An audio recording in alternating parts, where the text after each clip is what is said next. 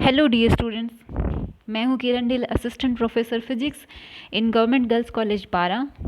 और आज हम लोग रिकॉर्ड करने जा रहे हैं एक e lecture of elementary quantum mechanics and spectroscopy. और ये हमारी 4th यूनिट है, in which this topic is the last topic of 4th chapter, not 4th unit. Okay, 4th chapter का लास्ट टॉपिक है ये। और इस चैप्टर के अंदर हम लोगों ने पढ़ा about finite depth potential well और about infinite depth potential well. और उसके बाद हम लोगों ने पढ़ा था simple harmonic oscillator, one dimensional simple harmonic oscillator. और अभी हम लोग बात करने वाले हैं parity, symmetric and anti symmetric wave function. Parity operator के बारे में बहुत बार हम लोग बात कर चुके हैं, डिटेल में कभी भी नहीं बात करी है हालांकि, लेकिन हमने बहुत बार इसके बारे में थोड़ा स्टडी करने की कोशिश करी है। जगह जगह पैरिटी ऑपरेटर का नाम आता है। ऑपरेटर तो ऑब्वियस हमने पढ़े ही हैं, अपने 2nd यूनिट के अंदर डिटेल में ऑपरेटर पढ़े थे। तो ऑपरेटर्स क्या हैं? Operators which operate on a function and give a new function और the similar function with a constant. ठीक है, ऑपरेटर क्या करते हैं? किसी फंक्शन पर ऑपरेट करते हैं और उस फंक्शन को या तो बदल देते हैं और या फिर उस फंक्शन को सिमिलर रखते हैं और किसी कांस्टेंट के साथ उसकी वैल्यू देते हैं। ठीक है, तो यहाँ पर हम लोग बात कर रहे हैं पैरिटी ऑपरेटर की, जिसको हम लोग लिखते हैं पी से। ठीक है, किससे लिखते हैं? पी से लिखते हैं। तो इसकी क्या बात होती है, खासियत क्या होती है कि ये ऑपरेटर जब किसी वेव फंक्शन पर ऑपरेट करता है तो उस वेव फंक्शन में जो x वेरिएबल होता है या फिर जो कोई भी फंक्शन, जैसे x का फंक्शन है तो x का वेरिएबल, y का फंक्शन है तो y का वेरिएबल, तो जब वो उस फंक्शन पे ऑपरेट होता है तो उस फंक्शन का जो वेरिएबल है, जैसे x है, तो वो x को -x से रिप्लेस कर देता है। अगर y होगा तो y को -y से रिप्लेस कर देगा। ठीक है, तो जैसे हमारे पास यहाँ पर ये जो ऑपरेटर है वो क्या करेगा कि जैसे हमारे पास x वेरिएबल है तो उसमें साई x को किस में बदल देगा? साई -x में बदल देगा। ठीक है, यहाँ पे पैरिटी ऑपरेटर क्या करता है? कोई भी जो फंक्शन जिस पे ये ऑपरेट होता है उसमें x वेरिएबल को -x से रिप्लेस कर देता है। ठीक है, अभी हम लोग क्या करेंगे, इसको डिटेल में स्टडी करने के लिए आइगन वैल्यू इक्वेशन जो है उसकी थोड़ी हेल्प लेंगे। आइगन वैल्यू इक्वेशन वो होती है जिससे हमें आइगन फंक्शन और आइगन वैल्यू जो होती है उसके बारे में जानकारी मिलती है।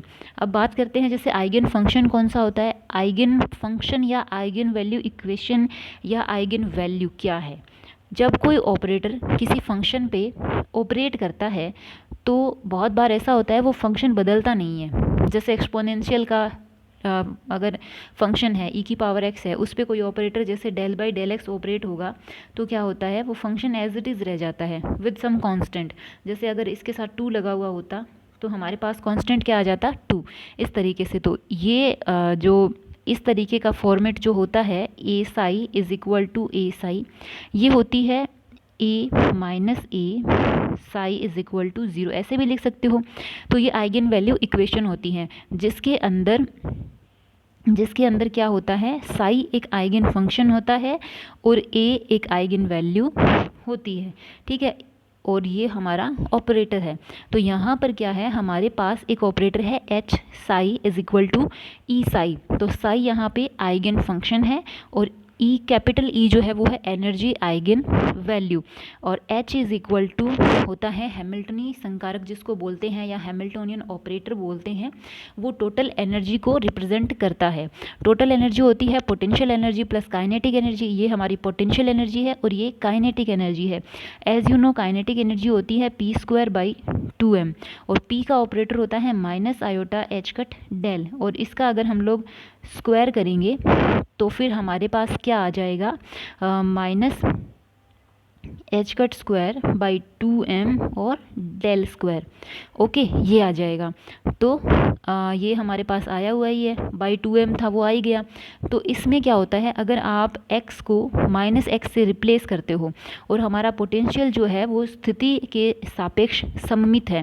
पोजीशन के सापेक्ष सममित होने का मतलब है कि जब आप x को -x से रिप्लेस करते हो तो पोटेंशियल का मान जो है वो बदलता नहीं है। जैसे देखो v - x is equal to vx, तो ये स्थिति जो है x उसके सापेक्ष क्या है, सममित है। तो हम क्या करेंगे, जो हमारा हैमिल्टोनियन ऑपरेटर है उसके अंदर x को -x से रिप्लेस कर देंगे, जिससे हमारे पास क्या आया, -h² d square by dx square, तो स्क्वायर है, और ये v -x, तो -x तो एज इट इज़ हो गया, और ये वाला जो है वो यहाँ पे एज इट इज़ आ गया।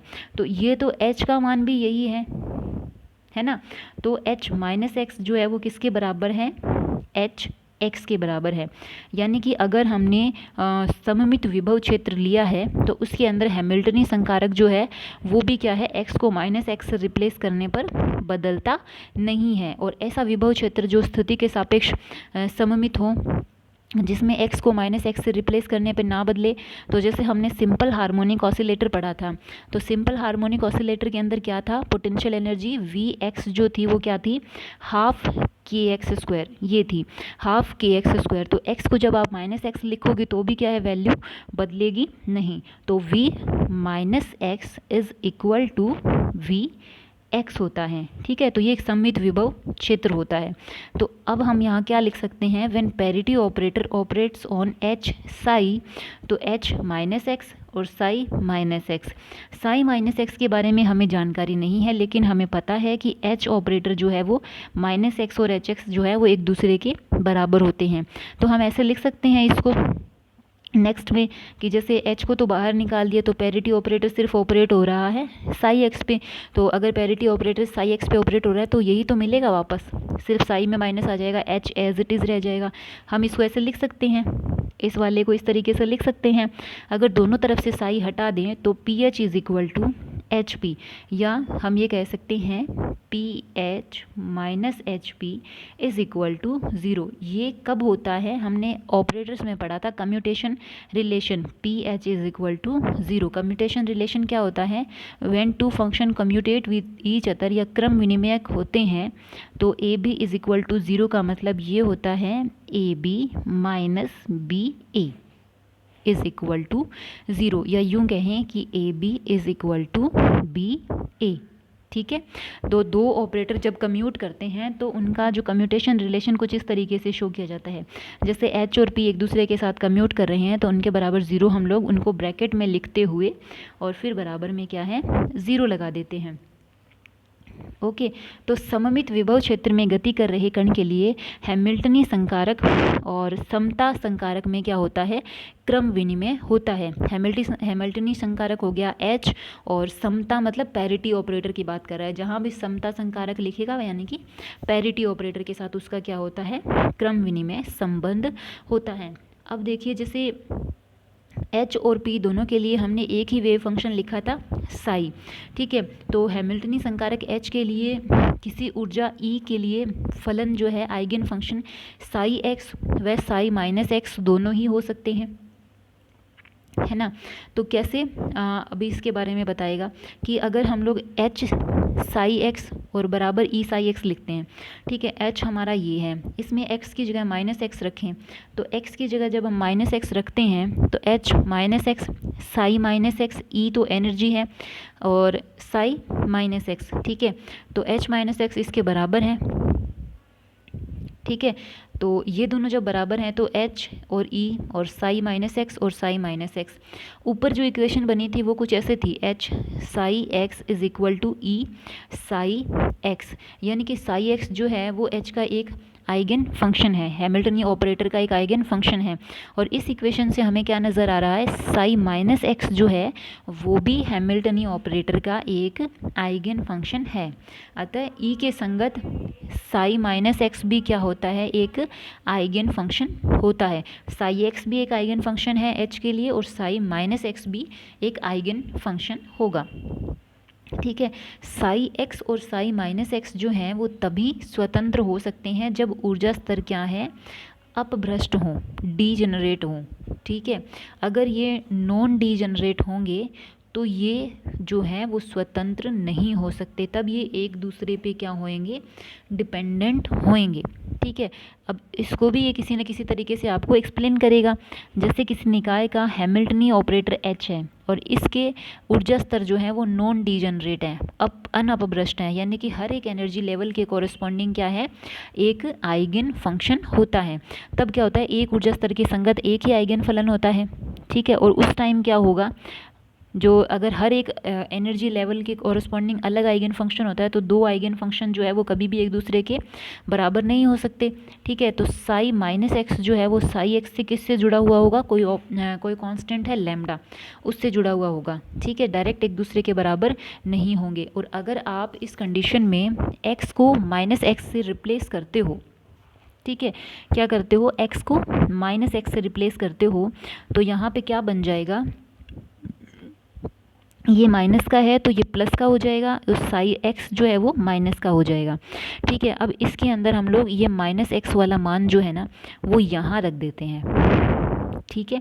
सिंपली क्या कहना चाहते हैं कि अगर एनर्जी लेवल नॉन डीजनरेट है, अनअपभ्रष्ट हैं, अनअपभ्रष्ट मतलब E1 के कोरस्पॉन्डिंग एक वेव फंक्शन, E2 के कोरस्पॉन्डिंग एक वेव फंक्शन, E3 के कोरस्पॉन्डिंग एक वेव फंक्शन, तो ये कभी भी एक दूसरे के बराबर नहीं है, ठीक है। तो अगर इनको बराबर करना है तो कोई ना कोई कांस्टेंट के थ्रू, मतलब डिफरेंट होएंगे ना, तो कोई ना कोई वैल्यू से डिफरेंट होएंगे, ठीक है। तो साई माइनस एक्स जो है वो साई एक्स से विद कांस्टेंट लैम्डा मल्टीप्लाई करने के बाद बराबर होता है। तो आप अगर इसमें x को माइनस एक्स से रिप्लेस करते हो पूरी इक्वेशन में तो ये मिल जाता है। अब इसकी जगह ये मान रख दो, तो साई एक्स बराबर लैम्डा और साई माइनस एक्स का मान क्या है, लैम्डा साई एक्स। तो साई एक्स बराबर लैम्डा स्क्वायर साई एक्स, तो लैम्डा बराबर +1 या फिर लैम्डा बराबर क्या हो जाता है, -1। लैम्डा स्क्वायर का मान जब लैम्डा स्क्वायर का मान जब 1 है तो लैम्डा बराबर क्या आ जाएगा, +1 या फिर -1। जब +1 होता है तो फिर हम कहते हैं कि इवन पैरिटी है, और जब -1 होता है तो हम कहते हैं ऑड पैरिटी। इसके बारे में हम आगे डिटेल में पढ़ने वाले हैं। तो इससे हमें क्या पता लगता है, जब लैम्डा का मान +1 आता है, जब +1 आता है तो यहाँ पे इस रिलेशन में लिखिए साई माइनस एक्स जो है वो साई एक्स के बराबर है +1 रखने पर, और साई माइनस एक्स जो है अब -1 रखेंगे तो क्या है, माइनस का साइन बाहर आ जाएगा और साई एक्स इसके बराबर होता है। ये दो कंडीशंस हमें मिलती हैं, ठीक है। तो यहाँ पे देखो जैसे साई एक्स जो है वो साई एक्स के साथ ही किस तरीके से जुड़ा हुआ है, लैम्डा स्क्वायर से जुड़ा हुआ है। अगर +1 रखने पे जो होता है, +1 रखने पर माइनस का जो साई है वो प्लस के साई के बराबर आ जाता है। ये जो कंडीशन होती है, ये जो वेव फंक्शन होते हैं जिसमें x को -x से रिप्लेस करने पर वेव फंक्शन जो है वो एज इट इज़ रहे, उनको हम कहते हैं सममित तरंग फलन या सिमेट्रिक वेव फंक्शन, सम तरंग फलन या सिमेट्रिक वेव फंक्शन कहते हैं। और पैरिटी ऑपरेटर की परिभाषा से क्या होता है, पैरिटी ऑपरेटर जब इन पे ऑपरेट होता है तो साई एक्स किससे रिप्लेस हो जाएगा, -x से, और -x किसके बराबर है, साई एक्स के ही बराबर है, ठीक है।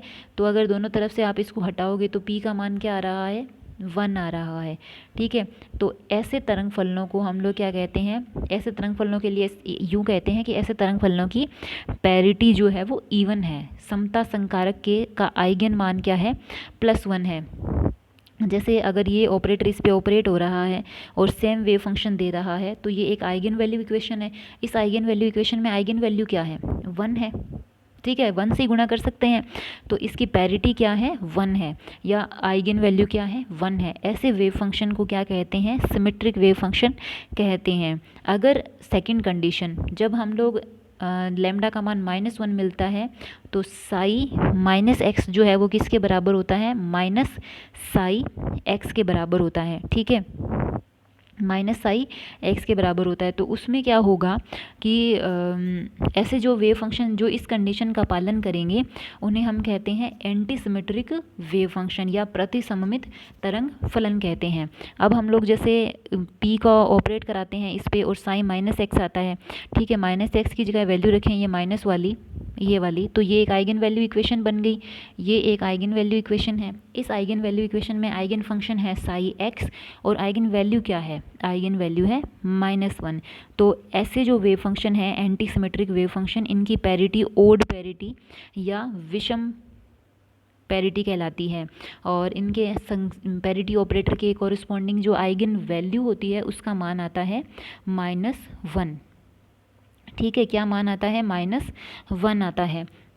और ऐसे तरंग फलनों को क्या कहते हैं, एंटी सिमेट्रिक वेव फंक्शन कहते हैं।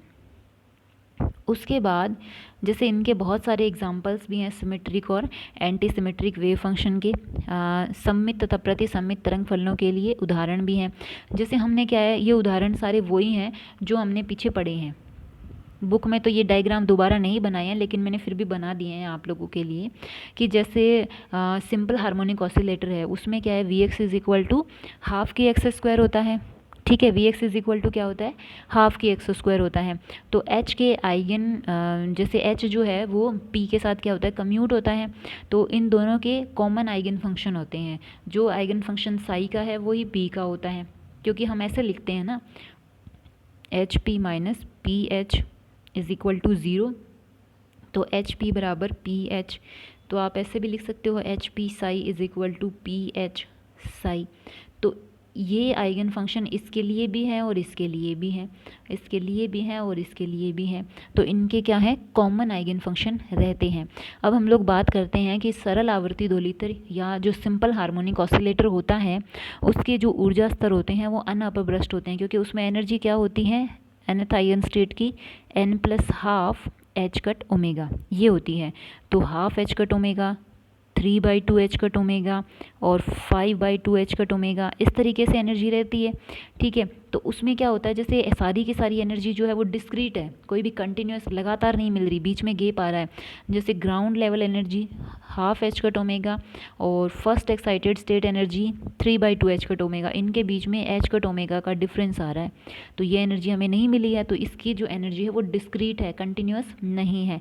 तो इसके जो हम वेव फंक्शन देखेंगे हर एक एनर्जी लेवल के, तो ग्राउंड लेवल जैसे रहता है, तो ग्राउंड लेवल का जो वेव फंक्शन है वो एक सिमेट्रिक वेव फंक्शन होता है।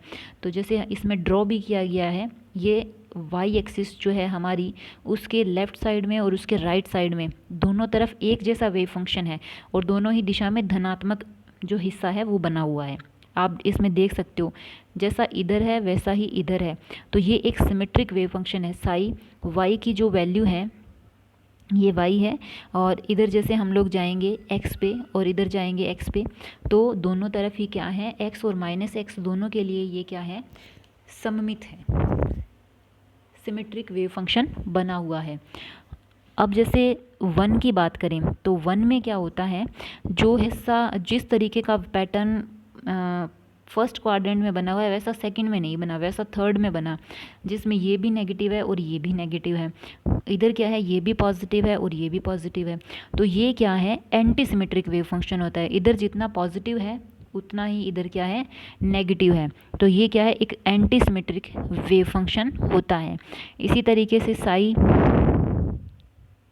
2, ये साई 2 है। साई 2 भी क्या है, एक सिमेट्रिक वेव फंक्शन होता है। ठीक है, और इसी तरीके से साई थर्ड जो है वो एक एंटी सिमेट्रिक वेव फंक्शन होता है। वेव फंक्शन के जो वैल्यूज़ हैं, है ना, जो 1D हार्मोनिक ऑसिलेटर के अंदर हमने पढ़े थे, आप उसके फार्मूला से भी देख सकते हो। फर्स्ट वाले वेव फंक्शन में y कोई वेरिएबल है ही नहीं, सिर्फ आता है e⁻² तो y को तो आप -y से रिप्लेस करोगे तो भी कुछ नहीं बदलेगा।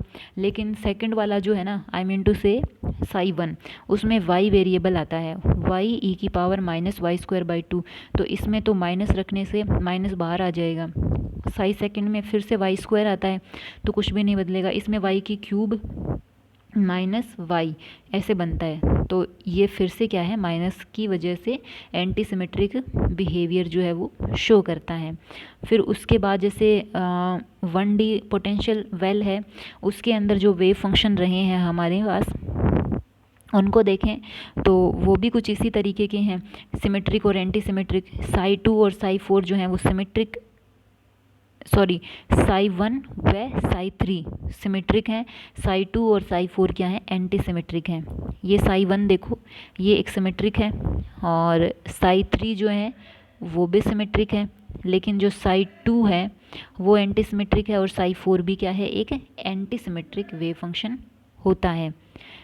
अब जैसे ये वाला है one dimensional infinite potential well, उसके अंदर कोई पार्टिकल जैसे बाउंड है तो उसके लिए वेव फंक्शन, जैसे कि हमने सबसे पहले किया था टॉपिक 4 चैप्टर के अंदर, इनफाइनाइट पोटेंशियल वेल और सिमेट्रिक पोटेंशियल वेल, जिसका सेंटर पॉइंट जो है वो x इज इक्वल टू 0 पे है। ठीक है, तो उसमें क्या है, पोटेंशियल हमारा स्थिति के सापेक्ष सममित होता है, तो तरंग फलन भी क्या होता है, सममित और प्रतिसम्मित तरंग फलनों में विभाजित हो जाता है।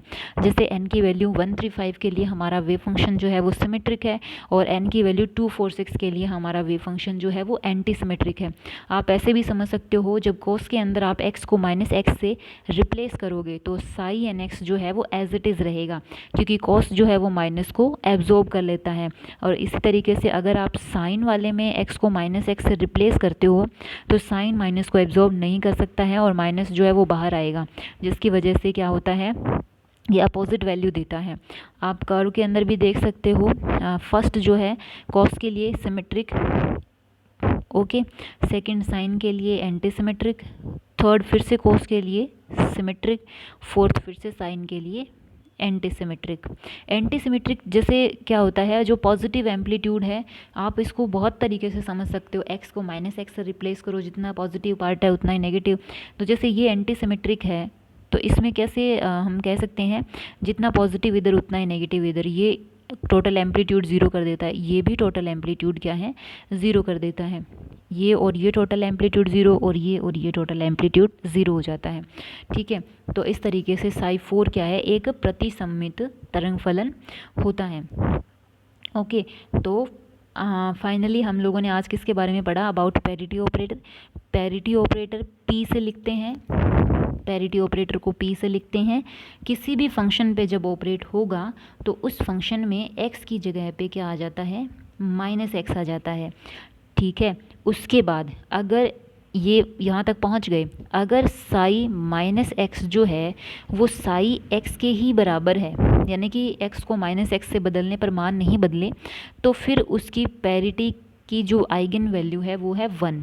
ओके, और या यूँ कहें कि वो एक सिमेट्रिक वेव फंक्शन होगा, या उसकी इवन पैरिटी होगी या सम पैरिटी होगी।